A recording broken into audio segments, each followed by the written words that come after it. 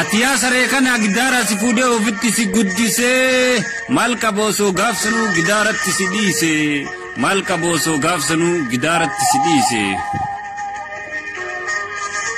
ilma sabaati jedhee ofitti si qabee akka gaafsanii garaa sirraa dhabee ammaa qajeelte jedhee gorsaan si dadhabee adaati ilma sanii ilma harka muraa seenaa badaa dhaale kanaaf lammii gurgura.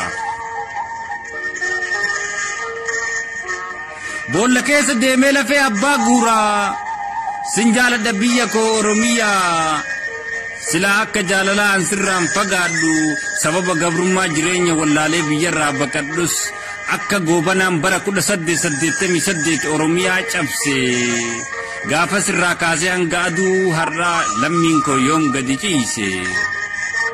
bara 1888 irraa waraabessi guyyaan dirretti nu nyaatee yaa rabbi yaa Allah maali badiin keenya ganamaaf galgala nu simatti boonya furmaata nu barbaadi yaa rabbi ol aana.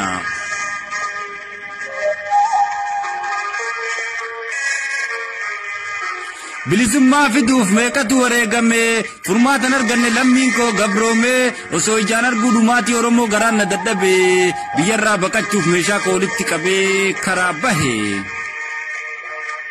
imimmaan jaalalaa narra dhangala'ee galaanni gabrummaa na dura faca'ee mataan na dhama'ee ofirra gattaa'e. margi ganna malee bona lafti margu ayyitu hidhaa jira kan fagootti waa argu akka kanaan hailee fidaa nyaate darguun ilmaan hiyyeessaa bakka takkatti qabruun yoo namni argine rabbumti haa argu.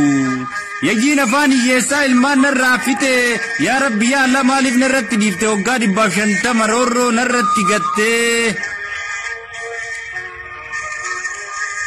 jireenya Oromoon jiraattu kanarraan ka'een uffanni sahaada koo tolfadhee daandii taaddee birruuti maali yooniin boqadhe imimmaan kanarraa yooniin haara galfadhe.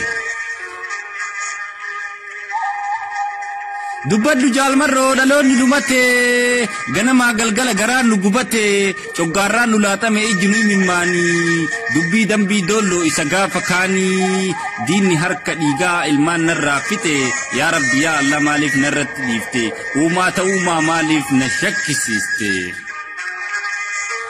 osoo na dhukkubuu ilkaaniin seeqataa gocha dambii doolloo lammiin koo wayin dagataa Itoophiyaan kufuu waan hin oollamne mootummaan gabroonfataan filannoo sobaatiin uummata dhiichisaa afaan rasaasaatiin boordii murachiisaa baay'ina barbaada. yaa lammii koo Oromoo hayyoota hidhaa gattanii maraataa gandaa waliin maaliif dheechistanii maraataa gandaa waliin maaliif dheechistanii.